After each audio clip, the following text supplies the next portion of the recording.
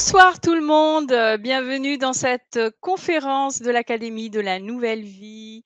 Ce soir, nous allons parler de nos capacités extrasensorielles avec Sylvana. Bonsoir Hortense, bonsoir Bon, à tous. Sylvana. Donc, pour présenter ce thème, on va vous poser des questions. Est-ce que vous percevez des images, des sensations, des flashs? Dit-on de vous que vous êtes hypersensible, que vous avez de l'empathie? Êtes-vous dans l'ouverture de conscience avec une dimension spirituelle?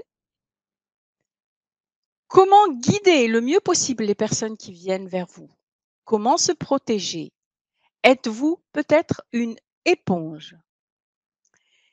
Nous comprendrons ce qui se passe réellement dans les mondes subtils, dans l'invisible, et comment nous créons notre réalité.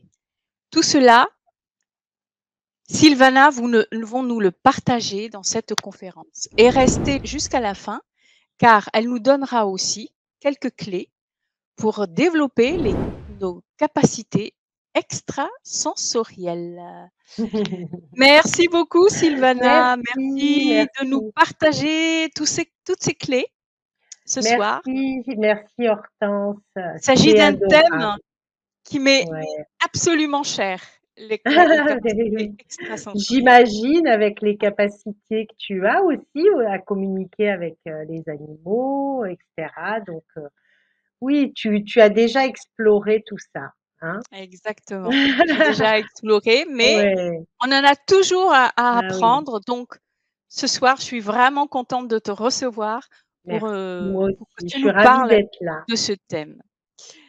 Mais avant de rentrer Ah, donc dans le vif du sujet, ma petite Sylvana, est-ce que tu pourrais te présenter à nos auditeurs? oui, avec Euh, plaisir. on te connaît déjà, puisque tu n'es pas Oui, nouvelle, bien sûr, sur la chaîne, mais c'est toujours bien ah oui, de ça fait rappeler aux quand même personnes qui on est. la cinquième fois, je crois que Oh je oui, oui, viens oui, absolument. facilement.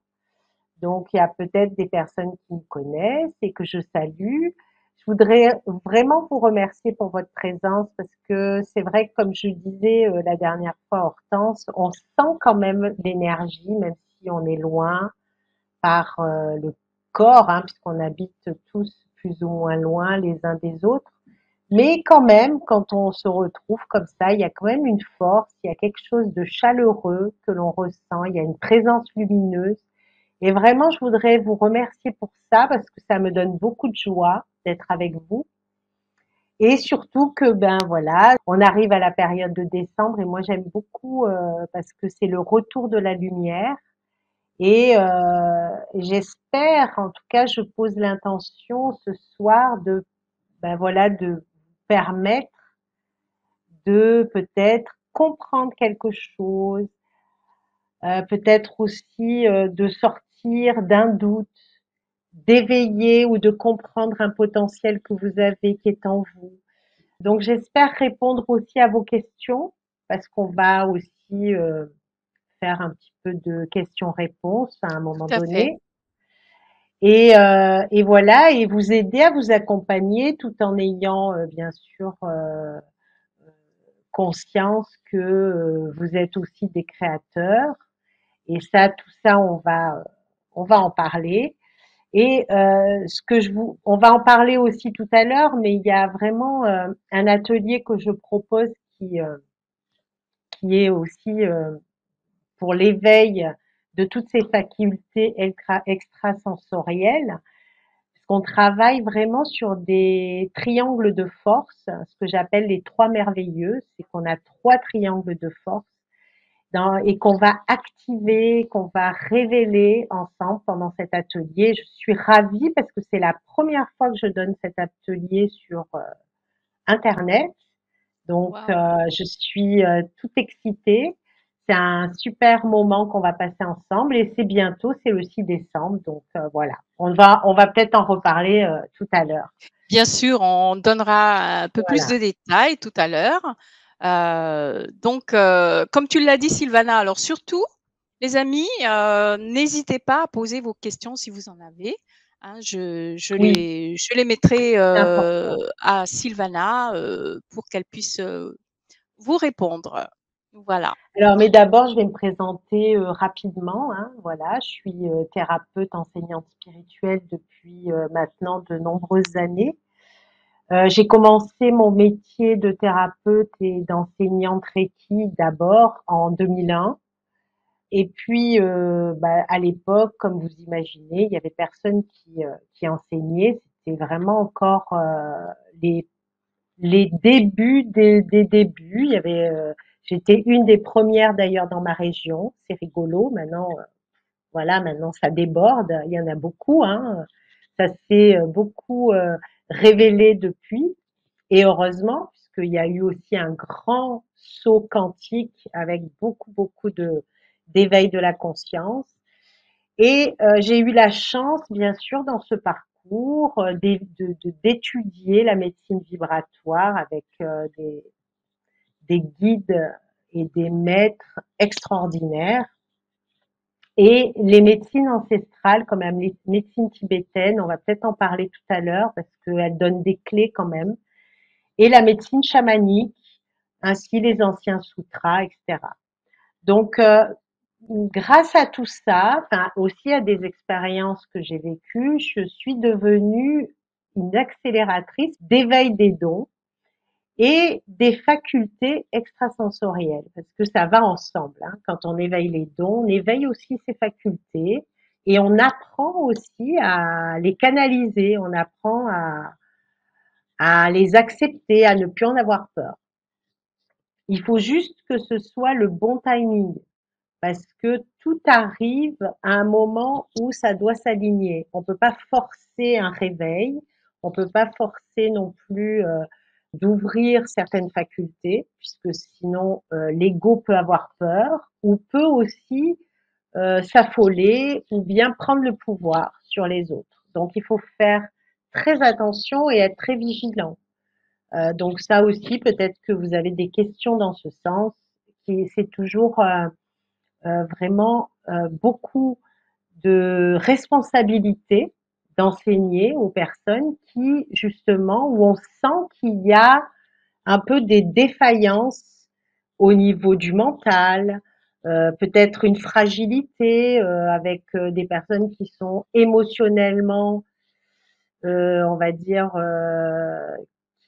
qui ont un souci, par exemple, qui ont une dépression chronique. Donc là, il faut faire attention.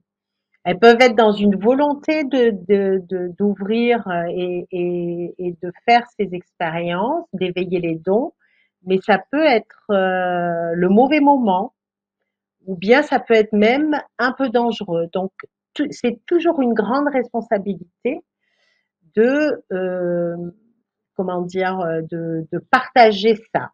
Mais vous inquiétez pas si vous êtes appelé et on vous donne pas ce que vous ne pouvez pas recevoir. Donc, si vous êtes appelé, c'est que vous êtes prêt. Hein. Si vous allez consulter une personne comme moi, c'est que quelque part, vous êtes aussi dans cette intuition d'aller plus loin et d'aller aussi explorer qui vous êtes. Donc, pour continuer un petit peu à me présenter, donc aussi loin que je me souvienne, je me suis toujours sentie un peu différente et je pense qu'il y a beaucoup de personnes qui m'écoutent ce soir, qui comprennent ce dont je parle. Donc, j'étais vraiment une adolescente en quête.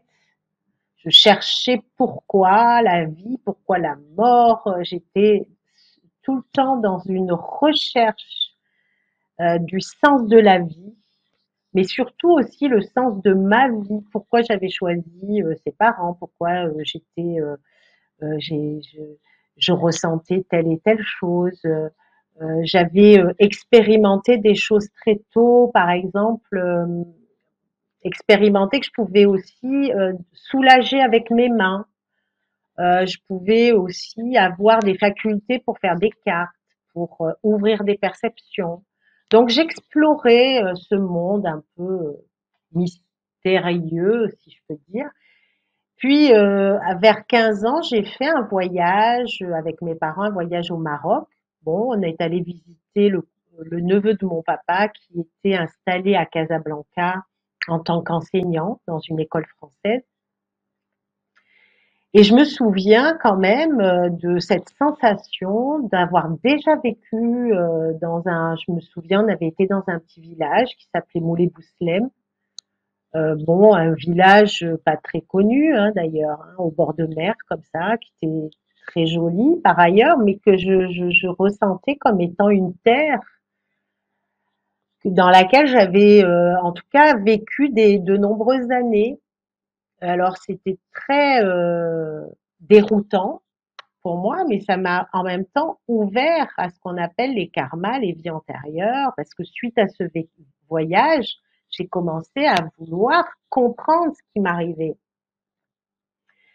Et puis quelque chose d'assez fou, c'est que j'ai ramené de ce voyage des boucles d'oreilles qui étaient en améthyste, et ces boucles d'oreilles, elles m'ont rendu un peu chèvre, quoi. Elles disparaissaient, elles réapparaissaient, elles disparaissaient, elles réapparaissaient. Et ça, je dois vous dire que c'est des expériences qui arrivent souvent. C'est des objets qui partent dans l'astral et qui reviennent. On peut aussi avoir des objets qui apparaissent. Ça arrive souvent, mais c'est très peu compris, en fait. Mais j'ai compris bien plus tard pourquoi j'avais eu ces expériences. C'était aussi pour m'ouvrir à quelque chose qui était pas tangible, qui était pas du tout mental, matériel, pragmatique. Ça faisait partie d'une certaine magie et ça m'a ouvert très tôt à cette magie parce que je me suis dit je suis pas folle quand même. Est-ce que je suis folle? Je suis pas folle. Je demandais même à ma sœur bon ben est-ce que j'ai bien mes boucles d'oreilles là avant de partir au lycée? Elle me disait oui, oui, oui.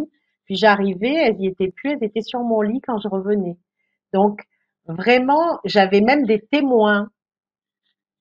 Et donc ça m'a ouvert à tout un monde mystique qui me fascinait en même temps, mais je dois dire que des fois ça me faisait un peu peur aussi. Je me disais ouh là là, mais est-ce que c'est normal tout ça? Est-ce que j'ai vraiment les pieds sur terre? Est-ce que je suis pas en train de devenir folle? Mais ce qui m'a aidée, c'est toutes les lectures que j'ai eues, tous les livres initiatiques, ce qu'on appelle les livres hermétiques aussi, les Védas de l'Inde, la Bible qui m'a donné quelques éléments, mais bon, qui m'a aussi donné beaucoup à réfléchir, mais dans lequel je me disais, mais c'est pas possible, ce Dieu, finalement, il n'est pas gentil, quoi. C'est un Dieu qui fait peur, quoi. Voilà, ça m'a aussi, je me suis dit, comment Dieu, qui est censé être amour, peut faire à ce point peur, quoi. Il y avait la crainte de Dieu, et moi, je trouvais que c'était pas normal d'avoir la crainte d'un Dieu punisseur et vengeur. Donc voilà, j'ai étudié, étudié, étudié. Aussi, je sais pas si vous connaissez la table d'émeraude d'Hermès Trismégiste. Je sais pas si vous connaissez. Il dit dans cette table d'émeraude, ce qui m'a marqué, c'est qu'il dit tout ce qui est en haut est en bas. Ça aussi, ça mérite une réflexion. Qu'est-ce qu'il veut dire par là? Tout ce qui existe en haut, c'est-à-dire dans les hautes sphères, existe aussi en bas. Voilà, donc ça m'a aussi ouvert à des tas de questionnements philosophiques. Et j'étais d'ailleurs passionnée par cette connaissance qui sortait un peu des sentiers battus. Hein, à l'époque, c'était vraiment pas courant hein, de lire du Meuroy Givaudan, lire de Patrick Drouot, lire de Blavatsky, hein, parce que je lisais aussi Elena Blavatsky, qui a je ne sais pas si vous connaissez, qui a créé la Société théosophique en 1830, par là, et qui a été au tout début d'un éveil, hein, parce qu'à l'époque, c'était vraiment encore en état de sommeil léthargique, mais enfin, elle a quand même poussé un petit peu. C'était une grande initiée, cette femme, et elle a écrit un livre qui m'a bouleversée, c'est Isis dévoilée et la science des 7 rayons, parce que j'ai compris beaucoup de choses à travers ces livres. Puis, le temps a passé et à l'âge de 27 ans, j'ai vécu un bouleversement profond, profond, profond. C'est le décès de ma grande sœur. J'en parle aussi d'ailleurs dans d'autres conférences. Et ça a été pour moi et toute la famille comme une bombe atomique qui tombe à un moment où s'y attend le moins, puisque c'était à l'année, ma sœur est partie à la clinique pour accoucher d'un enfant et elle est jamais revenue, ni elle, ni le bébé. Et elle avait un petit garçon qui aujourd'hui a 35 ans à peu près, hein. Il va très bien, mais elle a laissé son petit et elle est décédée en accouchant du deuxième. Donc ça a été un drame terrible. Je me souviens de quand je l'ai appris, j'ai dit non mais c'est pas possible que Dieu existe. J'ai voulu, j'étais en colère, j'ai voulu fermer tout ça et vraiment voilà dans une grande souffrance. Et au moment où je m'y attendais pas, puisque quand on est dans la souffrance comme ça, on est plus dans un état de vide intérieur. Alors c'est peut-être pour ça hein, que ça m'est arrivé, parce que il est dit que quand on laisse la place à quelque chose de nouveau, peut-être un peu comme un vase qui se remplit, on se laisse remplir à nouveau, je sais pas. J'étais tellement vidée que, ben voilà, c'est arrivé, j'ai fait une rencontre extraordinaire d'amour, mais c'est un amour qui n'existe pas sur Terre, c'est un amour qui est au-delà de tout. Et suite à cette rencontre, j'ai vécu un état de samadhi pendant plusieurs semaines. Et donc, c'est ce qui m'a amené après dans ma vie, hein, avec bien sûr beaucoup d'épisodes, aussi beaucoup d'expériences, ce qui m'a amené à être devant vous ce soir. Vous voyez, c'est toute cette expérience qui a bouleversé mes croyances aussi du moment, et puis qui m'a changé à jamais. Je suis revenue de cette expérience complètement différente, avec aussi des aptitudes et des dons qui se sont révélés. Donc, quand je suis revenue de cet état de samadhi, ça a été un peu compliqué puisque j'étais un peu en décalage avec le monde qui vibrait tellement peu d'amour. C'était très difficile pour moi et il a fallu plusieurs années pour, si vous voulez, reprendre goût à la vie complètement, goût à rester dans mon corps, parce que moi, je voulais partir là-haut, hein, je voulais pas rester. J'étais, j'avais goûté cette lumière, je voulais partir avec. Donc, il a fallu, voilà, réapprendre, refaire aussi l'expérience de mon ancrage, refaire aussi mes racines, faire descendre mes racines, faire descendre ma présence. Et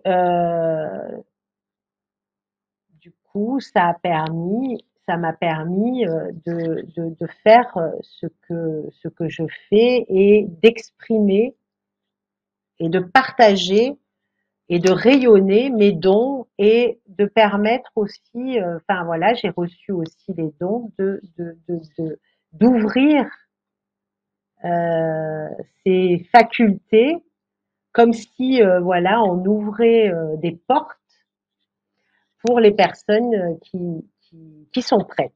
Parce qu'encore une fois, il faut être prêt. Alors ce soir, j'aimerais vous transmettre quelques clés, bien sûr, hein, pour comprendre et pour développer vos capacités extrasensorielles. Mais d'abord, il faut que vous sachiez que vous êtes tous et toutes accompagnés par des guides de lumière.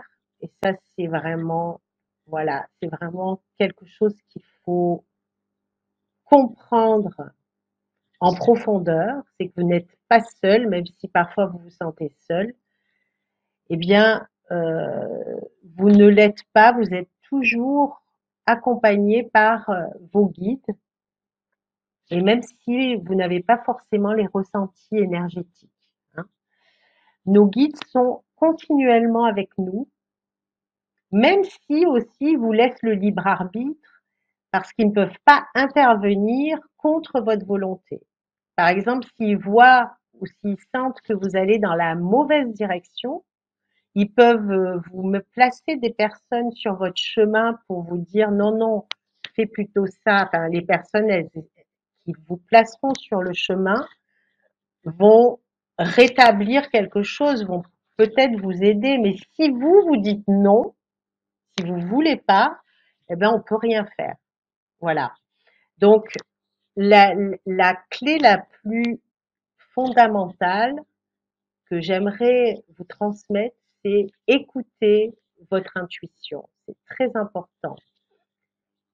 Faire attention aussi à toutes les synchronicités de vos vies. Être attentive aussi à toutes les rencontres que vous faites. Parce que chaque rencontre, justement, chaque personne que vous rencontrez va vous apporter aussi une réflexion, va vous faire ressentir quelque chose sur vous-même.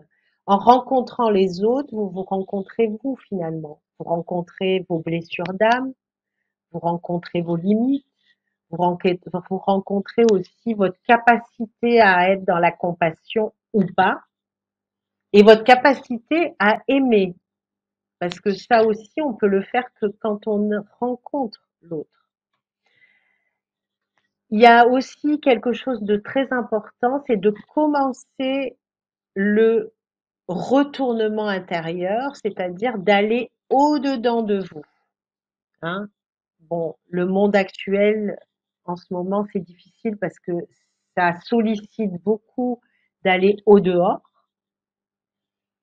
et d'aller dans le faire, mais pour rencontrer ces facultés extrasensorielles, une des clés très importantes, c'est de se retrouver soi et de savoir qui on est, qui je suis et qu'est-ce qui m'anime, vers où j'ai envie d'être. Toutes les expériences négatives et toutes les blessures que l'âme rencontre, plutôt que de pleurer sur vous-même, il est très conseillé de trouver l'enseignement derrière chaque expérience négative. Sachez qu'il y a toujours un enseignement. C'est jamais tout noir, tout blanc. Le positif est dans le négatif. C'est jamais négatif non plus à 100%. À chaque fois que vous avez une expérience douloureuse, dites-vous, qu'est-ce que cette expérience m'apprend aujourd'hui? Est-ce que je peux grandir grâce à cette expérience? Ce qui vous aide à sortir définitivement, je l'espère pour vous, du rôle de victime ou du rôle du bourreau. Parce que ça, c'est très important pour se responsabiliser. Savoir que vous êtes pas du tout une victime, mais que chaque fois que vous vous sentez victime, il y a quelque chose en vous qui s'anime. Alors ça peut être un karma, ça peut être une information qui vient du transgénérationnel. Il faut découvrir pourquoi vous restez dans quelque chose de victimisant. Il y a forcément quelque chose, une croyance, un traumatisme.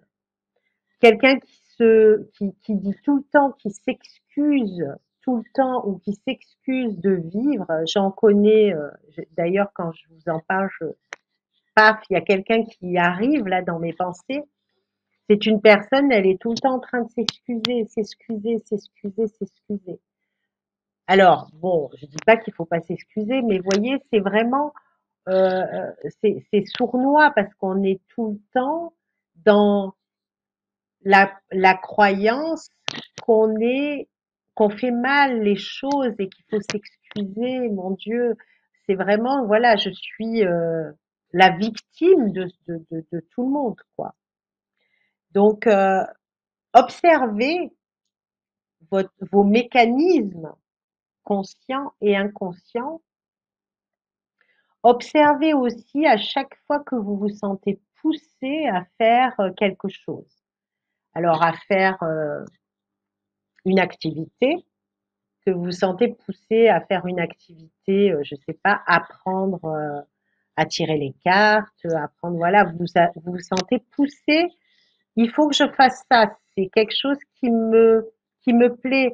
Apprendre à communiquer avec les animaux, tiens, comme Hortense, apprendre à canaliser ou à communiquer avec les anges, les guides, voilà, avec les entités, avec les êtres de lumière, peu importe, mais il y a des choses qui vous poussent. Pareil, quand vous avez envie de faire un voyage particulier et que vous vous sentez poussé à faire ce voyage, sachez qu'un voyage, c'est pas anodin. D'abord, interrogez-vous sur la raison intime de ce voyage. Qu'est-ce que vous avez envie de visiter dans ce lieu? Qu'est-ce qui vous attire dans ce voyage?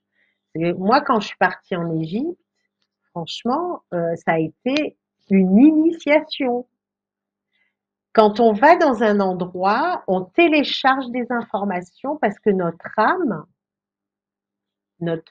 âme qui est éternelle et qui a eu plusieurs vies et qui est aussi là en substance, elle a besoin de se souvenir.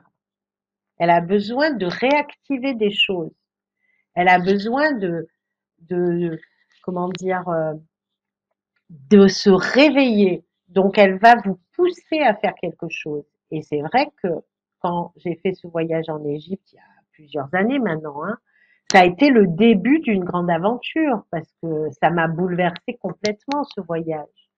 Ça m'a permis justement de m'ancrer, de retrouver. Et d'ailleurs, c'est là où j'ai rencontré des chamans et j'ai travaillé avec la médecine chamanique et j'ai fait aussi un éveil de la Kundalini grâce à ce voyage. Ça a fait une boucle.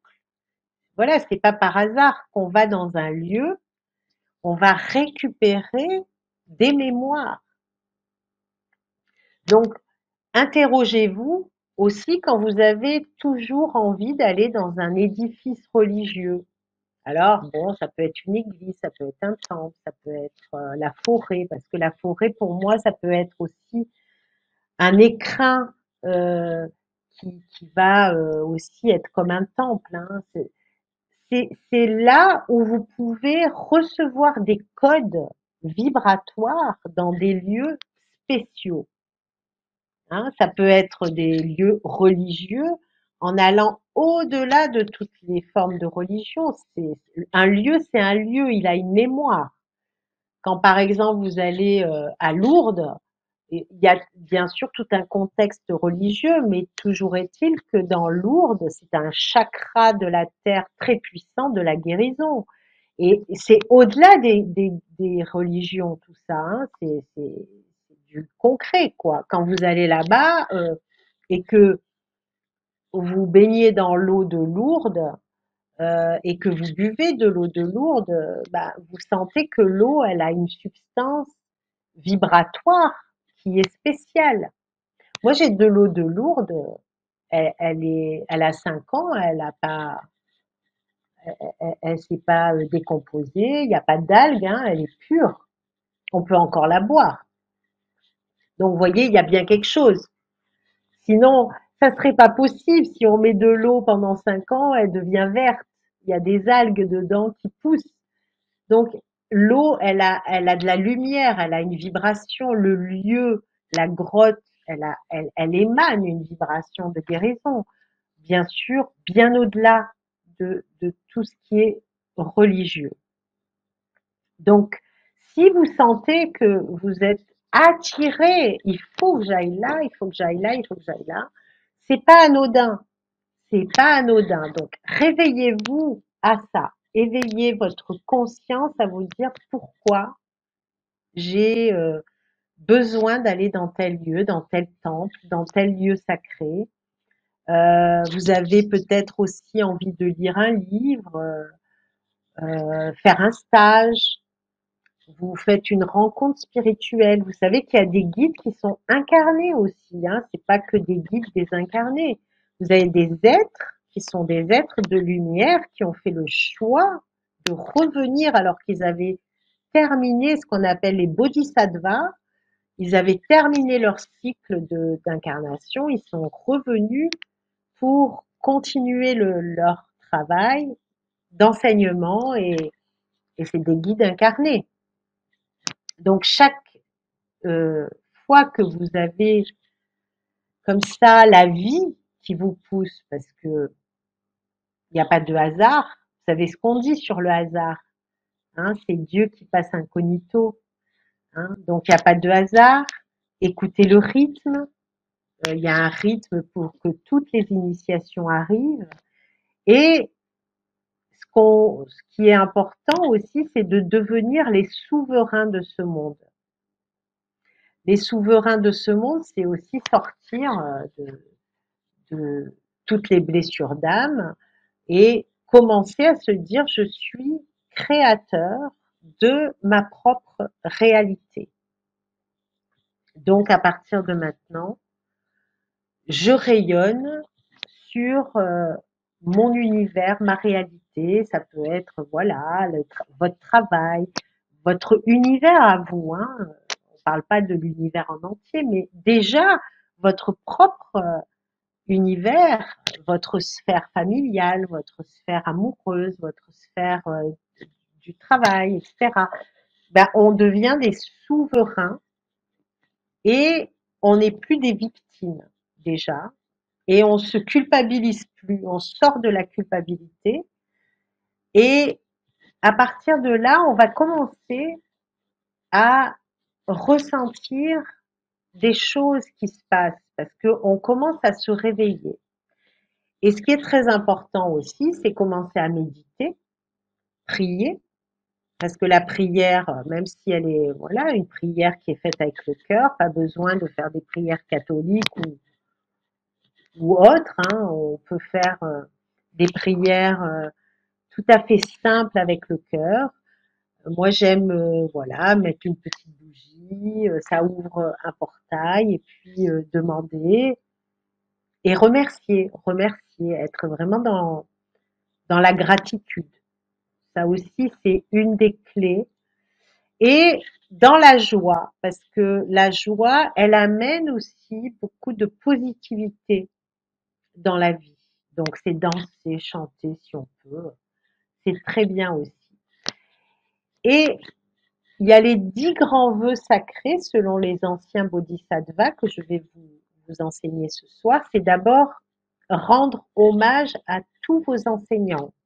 Moi, je vois beaucoup de gens qui, une fois qu'ils ont pris, ben, ils tournent le dos, ils rendent pas hommage. Non, il faut être dans la gratitude pour toutes les personnes qui vous font du bien, même si vous les voyez plus après, mais toujours avoir une parole bienveillante et correcte. Adresser des prières et des louanges, ça je l'ai dit. Pratiquer des offrandes. Alors, comment on pratique des offrandes? C'est vraiment comme on le ressent. J'ai appris dans le chamanisme, par exemple, pour libérer une grosse blessure d'âme. On l'avait fait avec une personne. Elle avait vraiment une grosse blessure de trahison à libérer. Eh bien, je lui ai demandé d'acheter un petit oiseau euh, dans un magasin. Il y en a des tas. Et on a fait un rituel et on a libéré l'oiseau en donnant à cet oiseau cette blessure. Donc c'est aussi une pratique chamanique de libérer un petit animal. Ça peut être une idée, ça peut être une belle offrande et, euh, et ça permet de symboliquement déjà libérer une souffrance. Se libérer des critiques et des attaques, avoir plutôt le regard de l'aigle, hein, parce que si on regarde toujours ce que les autres disent, eh bien on perd son temps et puis on a du mal à rayonner. Lorsqu'on rayonne, c'est sûr que on va faire de l'ombre un petit peu. Lorsqu'on a vraiment récupérer tous ces dons et toutes ces facultés, eh bien qu'est-ce qui va se passer? C'est qu'on va rayonner comme des soleils. Quand on va passer dans une pièce, on va nous remarquer, c'est sûr. On va pas passer inaperçu parce que l'âme est heureuse d'incarner ce corps, d'habiter ce corps. Parce que notre âme, elle nous invite, au fur et à mesure des étapes, d'être vraiment dans l'authenticité de qui elle est, c'est-à-dire de réactiver tous les dons, les pouvoirs et tout ce qui va servir dans ce monde. Donc, forcément, euh, lorsqu'on rayonne, on va faire de l'ombre et on va être critiqué. Mais si on fait attention à ces critiques, eh bien, on va perdre de l'énergie, on va essayer de se remettre en question, on va se recroqueviller en ayant l'impression qu'on a pris la place de quelqu'un. Or, on a pris la place de personne. On a juste pris notre place. Sachez-le. C'est très important. Avoir aussi le regard de l'aigle. Donc, le regard de l'aigle, c'est sortir des émotions, de toutes les émotions que l'on a, qui sont le ressentiment, la colère, tout ce qui nous perturbe. Eh bien, on peut avoir ce regard extérieur pour pas être impacté dans les émotions, regarder un peu d'un peu plus loin. Et ça, c'est une pratique qui est très importante pour grandir et puis pour justement se révéler. Donc suivre des enseignements, bien sûr, ce que vous faites sûrement, et grandir en sagesse. Et j'ajouterais en humilité, parce que l'humilité, c'est très important aussi pour pouvoir exprimer tous ces dons. Il ne faudrait pas que l'ego les prenne et prenne le pouvoir avec. Donc, c'est l'humilité, c'est très important. Vivre en harmonie avec toutes les créatures vivantes.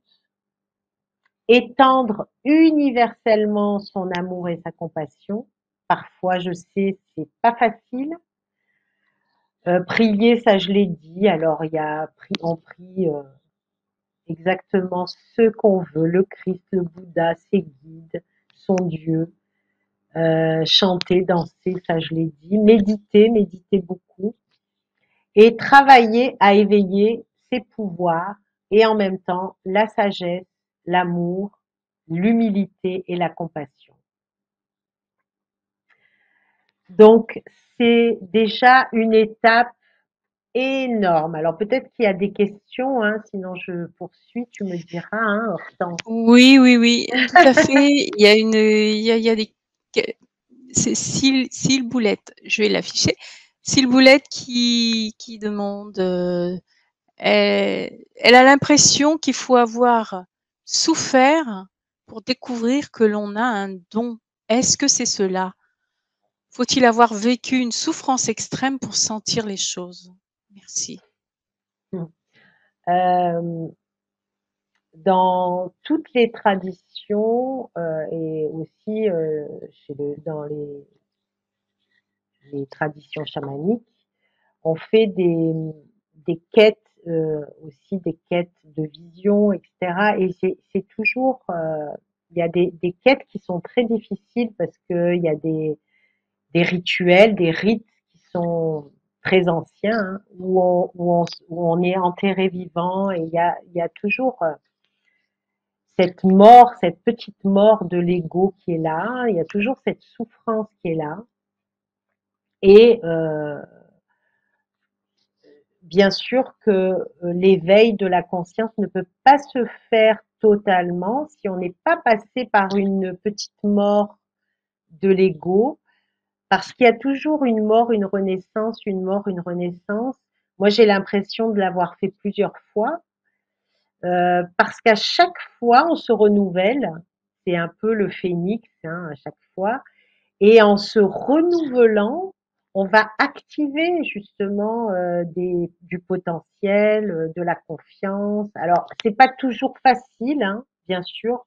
Les guides prient beaucoup quand on a des étapes qui sont comme des feux hein, qui arrivent dans nos vies. C'est très difficile à passer ces marches qui sont les marches du feu, de la souffrance. Mais quand on les passe, eh bien, oui, il y a après beaucoup moins de souffrance quand on arrive là-haut, si je peux dire, si je peux donner une image. Parce qu'on monte des marches, mais après on se stabilise au niveau du cœur et de la gorge. Si on peut imaginer qu'on monte l'arbre des chakras. Et quand on arrive dans le cœur et dans la gorge, on arrive dans vraiment la création par le verbe et aussi euh, la conscience qu'on est des êtres spirituels venus faire une expérience sur Terre, que l'on n'est pas des victimes, que l'on peut créer notre monde, que l'on a tout en nous finalement et qu'on est là pour le révéler, ce qui est en nous. Et c'est notre devoir d'ailleurs. Et donc c'est cette transformation à chaque étape en traversant nos peurs, nos blessures d'âme, qui comprennent aussi les différents vœux qui bloquent nos vies. On va peut-être en parler si vous voulez, des vœux qui bloquent nos vies, mais voilà, on est vraiment poussé à l'éveil de la conscience lorsqu'on passe ces étapes du feu, de la souffrance. Oui, je peux dire que souvent l'éveil arrive quand on se libère de... C'est comme un feu qui brûle quelque chose et en brûlant peut-être un karma, peut-être une blessure, peut-être une, une tendance, eh bien, ça permet d'accueillir un trésor. Vous savez, un diamant, au départ, c'est une pierre volcanique qui remonte à la surface et qui est noire, quoi. Ben, les maîtres, ils nous disent que notre cœur, c'est comme un diamant qui doit petit à petit, à force de passer par ce feu de la souffrance, se polir et devenir le diamant qu'on connaît aux 1000 facettes et qui brille et qui rayonne et qui devient pur, quoi. Voilà, c'est la réalité, c'est ça. C'est que nous sommes cette pure conscience et que l'on doit avoir, enfin, on doit faire un processus pour redécouvrir ce diamant qui est notre cœur, notre âme. Voilà. Merci Est-ce qu'il y a Sylvana. d'autres, est-ce qu'il y a d'autres Oui, alors questions? ce n'est pas Oui, vraiment une question, c'est Claudine. Alors je vais l'afficher, hein, pour que tu est-ce que tu arrives à lire, sur l'écran oui, là? oui, il faut Donc que je mette depuis le les début de lunettes, l'année, mais j'en bave. J'ai perdu mon compagnon début février et j'ai aussi des soucis de santé. Pourtant, j'ai aussi rencontré de belles personnes cette année. Je prie, je médite.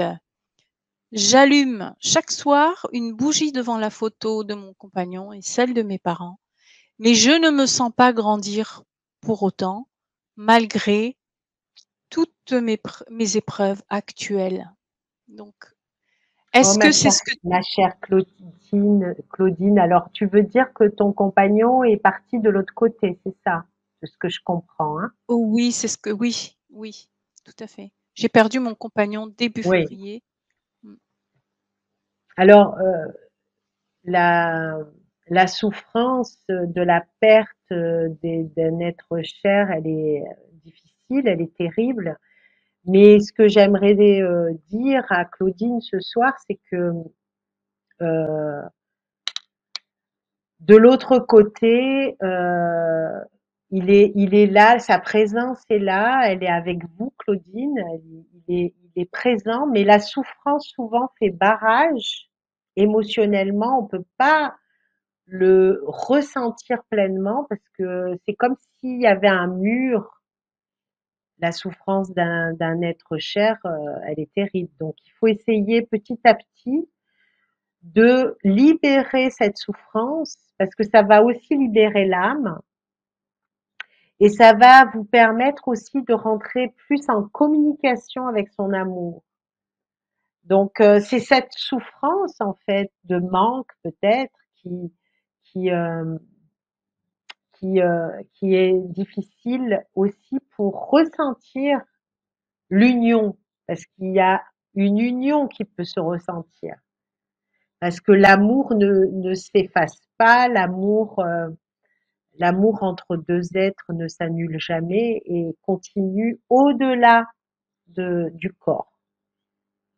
Donc, il faut continuer, persévérer, mais surtout libérer cette souffrance.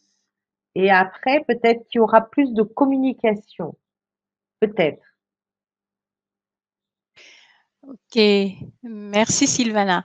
Alors, on va prendre la question de Miko tout à l'heure, mais on va, si tu veux bien, on va parler de l'atelier que tu nous proposes. Donc, Ben, avec plaisir. prochainement, donc c'est-à-dire le mercredi 6 décembre à 20 heures.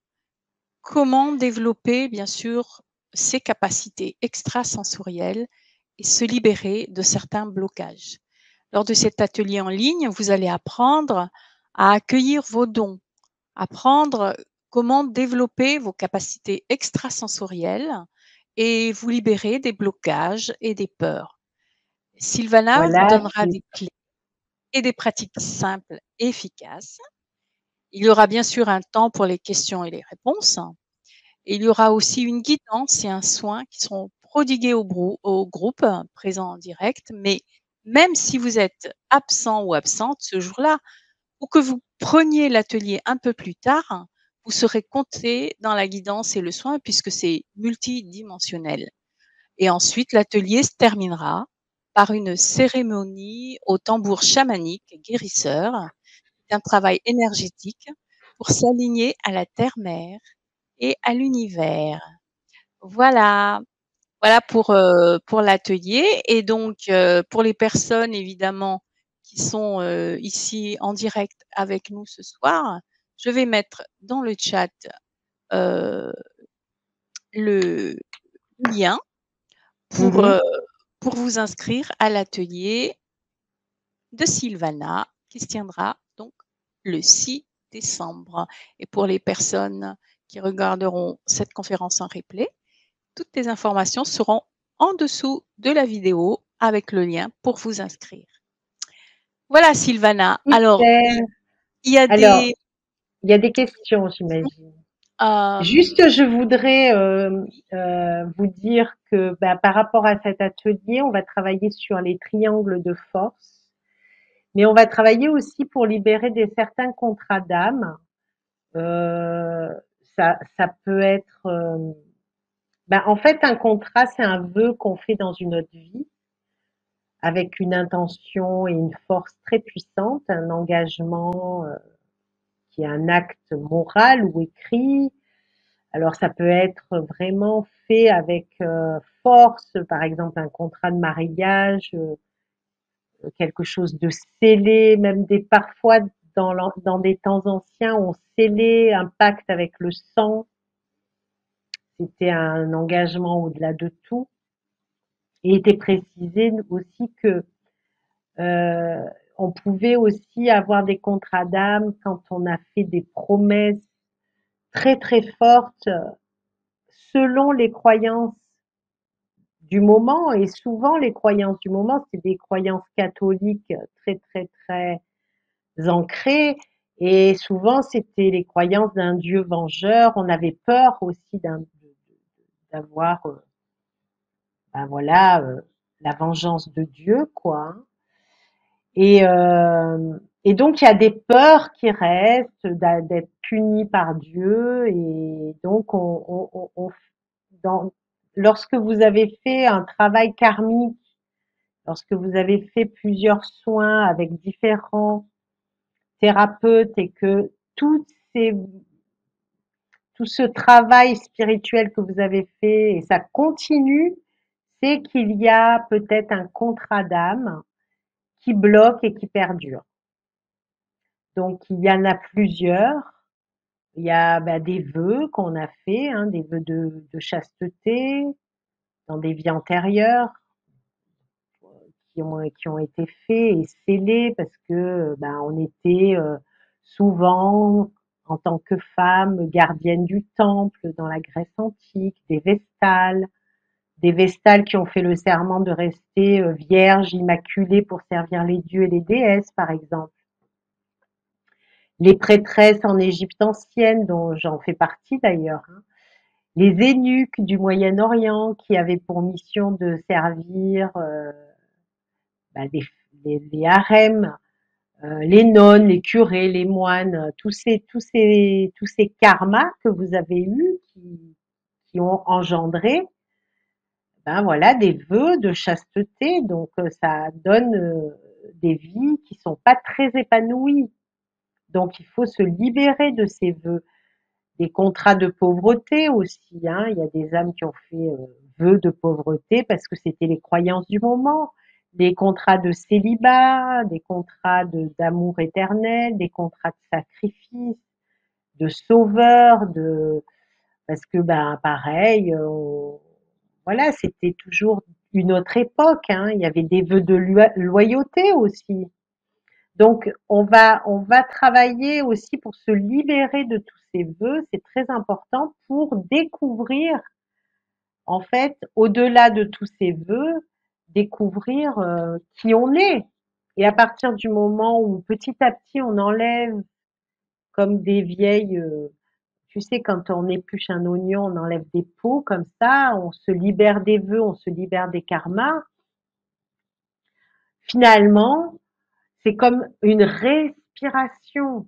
On arrive à y voir plus clair et à plus subir la vie. C'est déjà énorme. Donc, moi, j'ai envie dans cet atelier de proposer peut-être aussi de le faire une cérémonie de libération des vœux et, euh, et puis travailler sur ces triangles de force dont je vous ai parlé et les activer. Voilà. Est-ce qu'il y a des D'accord. questions? Oui, il y en a. Alors déjà, voilà, il y a Miko qui dit: «Bonsoir, depuis toujours, lorsqu'il m'arrive de percevoir quelque chose, si j'y pense ou que je le dis, ça ne se produit pas. Et si ça me traverse et que je le garde en moi, ça se produit toujours.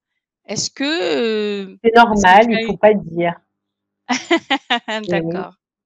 Ouais, il faut ouais. pas dire parce que quand on dit, ça lâche l'énergie, Ah!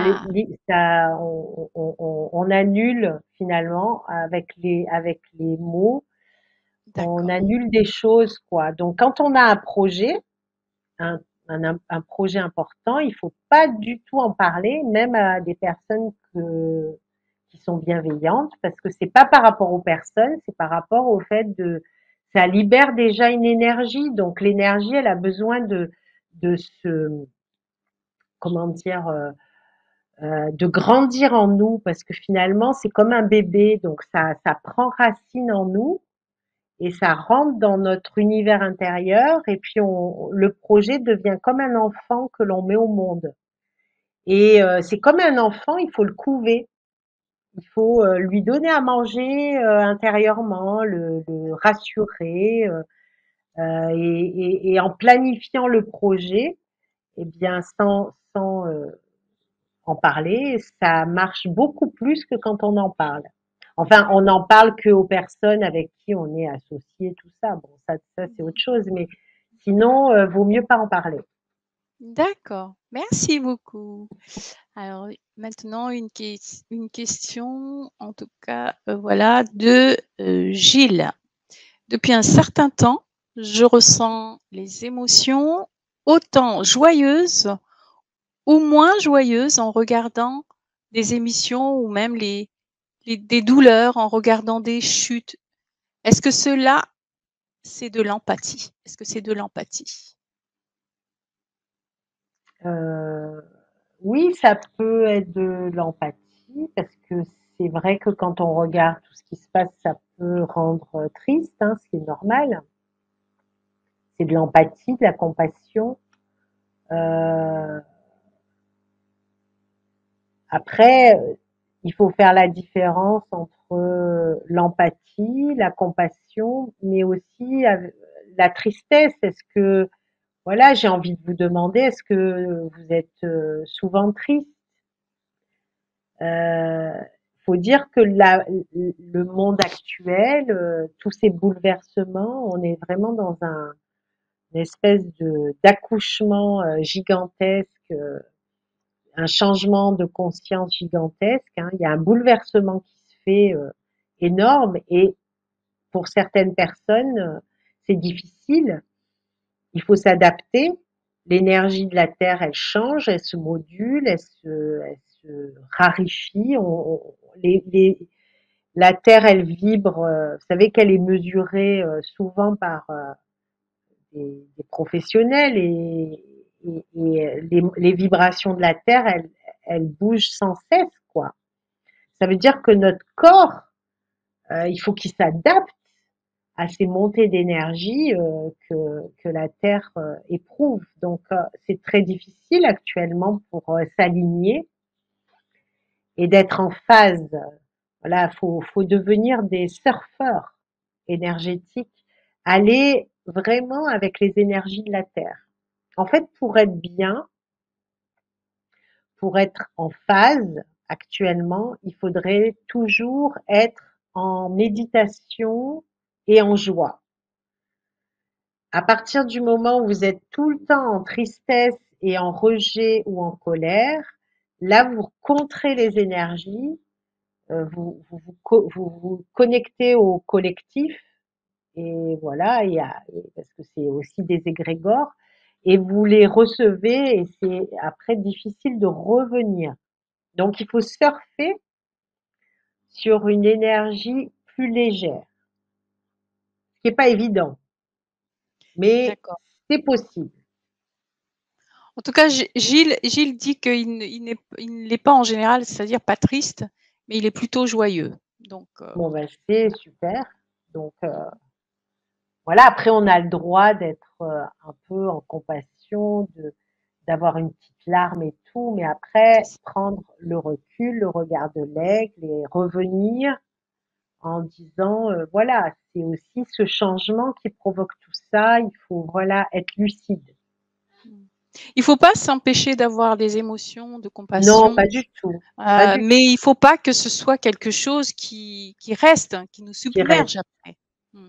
Tout à fait, tu as tout à fait raison, c'est ça, c'est juste accueillir Mmh. l'émotion, la laisser nous traverser sans pour autant la retenir, rester dedans. Mmh. Voilà. La OK. garder un petit peu, mais pas toute la journée. Si on est triste toute la journée, ça va Oui, pas. bien sûr, bien sûr. Voilà. Alors maintenant, une question de Christine. Comment libérer la souffrance quand un être cher est passé de l'autre côté? C'est des étapes.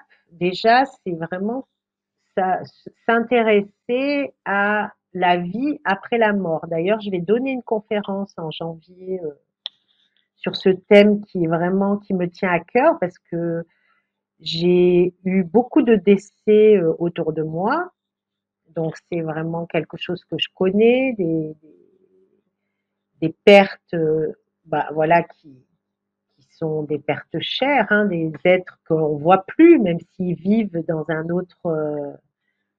autre plan, on les voit plus avec nos yeux, mais on peut les sentir. Ce qui aide, c'est que la mort n'existe pas. C'est de prendre conscience que la mort n'existe pas et que la vie continue sous une autre forme. Et maintenant, ce qui aide encore plus, c'est de s'informer parce que c'est scientifiquement prouvé. Il y a Stéphane Alix d'ailleurs qui a sorti un livre, et il est de partout dans tous les médias en ce moment. La mort n'existe pas. Enquête d'un journaliste, enquête de 15 ans. D'accord? Donc c'est réel, c'est concret, c'est prouvé. Ils font des recherches maintenant dans les hôpitaux. À l'hôpital de La Fontaine à Marseille, il y a un pôle de recherche, mais très poussé sur les NDE, les gens qui, voilà, qui passent de l'autre côté. Mais maintenant, avec la médecine, on arrive à réanimer les gens et les faire revenir, mais ils sont quand même passés de l'autre côté, ils ont quand même vu des choses, quoi. Et souvent, ça se regroupe et il y a des milliers de personnes qui sont passées de l'autre côté et qui sont revenues. Et une que je vous conseille de regarder, c'est Nicole Dron, qui est une des plus, voilà, moi je l'adore parce que je la connais bien et c'est une des plus anciennes qui a témoigné et elle est décédée pendant 45 secondes, justement aussi en accouchant de sa petite fille. Et là, elle a vécu une éternité en 45 secondes. Oui, c'est magnifique, hein. Moi, j'ai vu Voilà. j'ai regardé C'est à son voir, hein, témoignage. parce que Mm. voilà, il y a des réponses, il y a des choses, il y a des gens qui sont que je connais, que je peux garantir de la personne, des gens qui sont fiables, qui ont vécu des choses, et il y a des enquêtes, et il y a des recherches, il y a des colloques, il y a vraiment maintenant, ça y est, ça bouge. On va peut-être dans quelques années encore avoir des changements très très profonds dans la médecine parce que maintenant il y a beaucoup de choses qui vont se passer. Ça, je le sais. La médecine allopathique, elle va se transformer aussi. C'est obligé avec ce qui se passe. Il y a trop de choses. Ils sont obligés d'en tenir compte. Donc, il y a des éléments qui peuvent vous apaiser, madame, qui peuvent vous donner du sens, qui peuvent vous dire, bah tiens, il est là, il est quelque part, ou elle est là, elle est quelque part. Bon, ben voilà, j'essaye de rentrer en communication peut-être, de, j'essaye de aussi penser à elle comme si elle était en voyage quelque part, pas comme si c'était fini. C'est peut-être aussi important ça. Dites-vous, tiens, elle est en voyage dans un autre lieu. Pour l'instant, on peut pas se voir, mais quand moi je partirai et que je quitterai cette enveloppe, eh ben, je la retrouverai Mm. ou je le retrouverai. Tout à fait. Merci Sylvana. Alors, Oui, merci. voici un commentaire et question en même temps, hein, de Muriel et Antonio. Bonsoir, je sens en moi des capacités. La nuit, je sens comme si l'on me touchait l'épaule. J'essaye de garder mon sang-froid. Je ne sais pas comment faire pour avancer. Ben, c'est super, ça veut dire qu'il y a peut-être une entité que vous connaissez qui essaye de rentrer en contact avec vous, mais comme vous avez un peu peur, ça se fait pas vraiment. Donc peut-être accueillir ça comme étant un cadeau. Oui. Eh bien, j'en profite pour parler de l'atelier, reparler de l'atelier donc qui se tiendra donc En, le, le 6 décembre, c'est un le, mercredi, je crois. le Hein, 6 décembre, c'est le ça, mercredi 6 décembre. décembre. Euh, donc, vous pouvez vous inscrire à l'atelier hein, pour justement développer ces capacités extrasensorielles que vous sentez peut-être venir en vous, que vous ressentez se révéler Et en se vous. libérer de certains blocages aussi. Et voilà, Voilà, se pour qu'en libérer même des temps, on se blocages et libère. des peurs en même temps. Voilà. Donc, vous avez dans le chat le lien pour vous inscrire hein, pour les personnes qui sont Ah, en super, direct. tu l'as mis. Super. Et puis, bah, pour les personnes qui regarderont le replay, en dessous de la vidéo, vous trouverez le lien, les informations et le lien pour vous inscrire également. Voilà. Ah, ben, c'est Alors, super, je suis ravie de vous retrouver pour l'atelier bientôt. C'est bientôt voilà. le 6, hein, d'ailleurs. Alors, Ça j'avais passe vu tout vite. à l'heure. Oui, c'est le 6, hein. 6 décembre, c'est bientôt.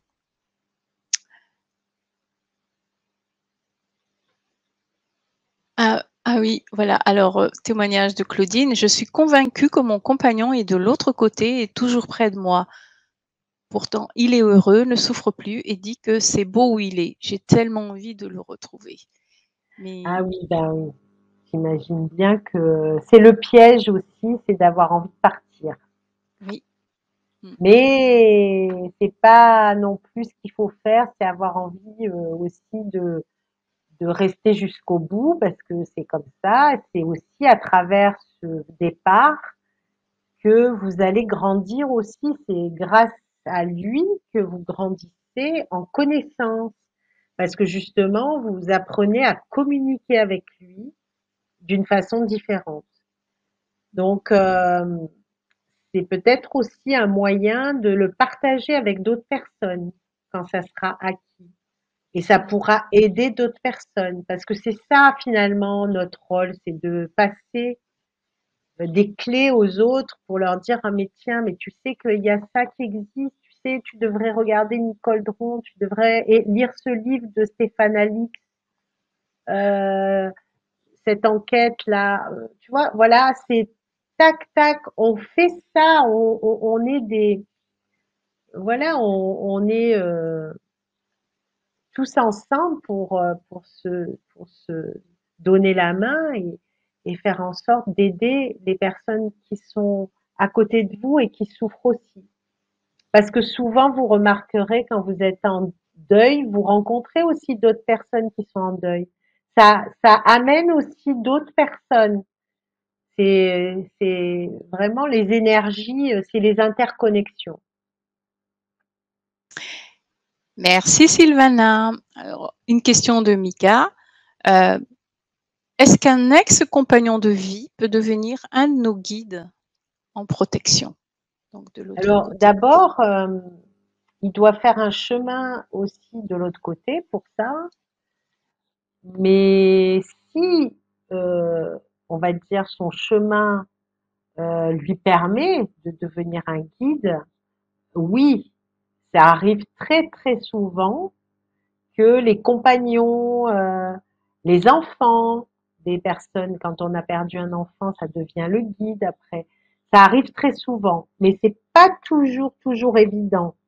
Il y a des choses des fois qui empêchent cela, c'est quand la personne qui est partie euh, n'a pas tout à fait fini de grandir au niveau des sentiments inférieurs, c'est-à-dire qu'il peut ressentir peut-être de la jalousie si cette personne refait sa vie.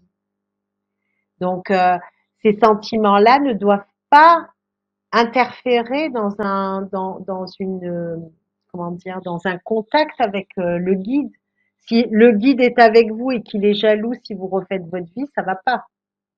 Voyez, donc il faut qu'il soit détaché des émotions les plus basses, la jalousie, la possessivité. S'il est là pour vous garder pour lui et puis vous empêcher de faire des choses et faire votre vie, ça ne peut pas être votre guide. Et ça vaut mieux pas d'ailleurs. Donc, tout dépend du parcours de la personne qui est partie de l'autre côté. Si elle est déjà spirituelle, si elle a déjà travaillé sur tous ces points-là, si bah, c'est tout nouveau pour elle, voilà, tout dépend de son parcours. Parce que quand on part avec ce qu'on est, hein. Vous voyez, on part avec la conscience qu'on a et on va sur le plan qui est équivalent au nôtre.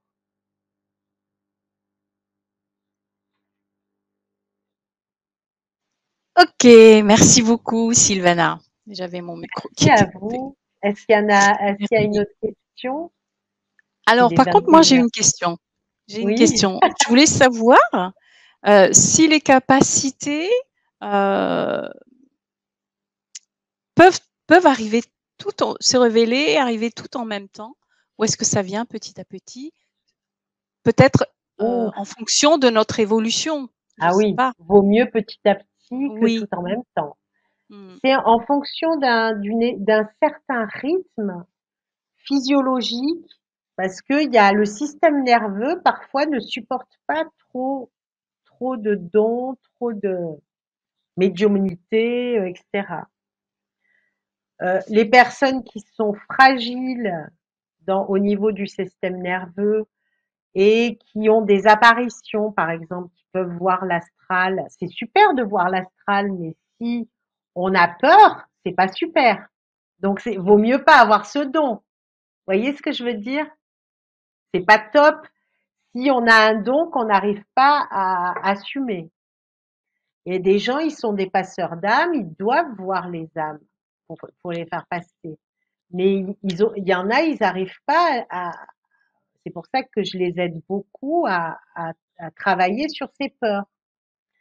Parce que ça empêche le système nerveux, la peur empêche le don de se réaliser. Donc il y a un rythme et il faut aussi, s'il y a des dons comme ça, se faire accompagner quand même. D'où l'importance de l'atelier donc que tu nous proposes donc ce mercredi 6 Oui, oui, décembre. déjà, Le c'est un grand pas. C'est bien de faire un atelier comme ça. Mais voilà, si vous sentez que vous êtes trop stressé parce que vous avez des facultés, parce qu'on vous touche, tout ça, et que ça vous stresse, l'atelier, c'est super. Mais après, il y a peut-être des choses aussi à ouvrir, à accepter, parce que c'est aussi l'acceptation. Je suis faite pour ça. Si je l'accepte pas, je suis pas bien. Mmh. Ouais. Je vais être dépressive, je vais être mal, voilà, je vais m'enfermer sur moi-même. Donc, il faut accepter et puis après se faire accompagner pour pouvoir gérer bah, toutes ces choses. Ces peurs, ces blocages, Ouais, les blessures, peurs ouais, ouais. que ça Et engendre. puis moi je dis toujours aussi que quand c'est le moment, quand c'est le Voilà, bon moment, ça vient. Voilà. c'est ça. Ouais. OK. Bon, Ben, je ne merci. vois plus beaucoup de questions, donc Ben, je merci à voulais vous toi. remercier. Je Je voulais vous remercier.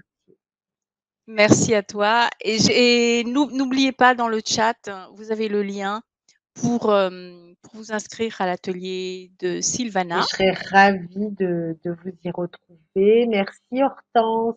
Passe Merci une à très belle toi. soirée. Passez une belle soirée aussi. Et j'embrasse aussi toutes les personnes qui m'écouteront en replay parce que c'est vrai que c'est souvent Bien le sûr, cas.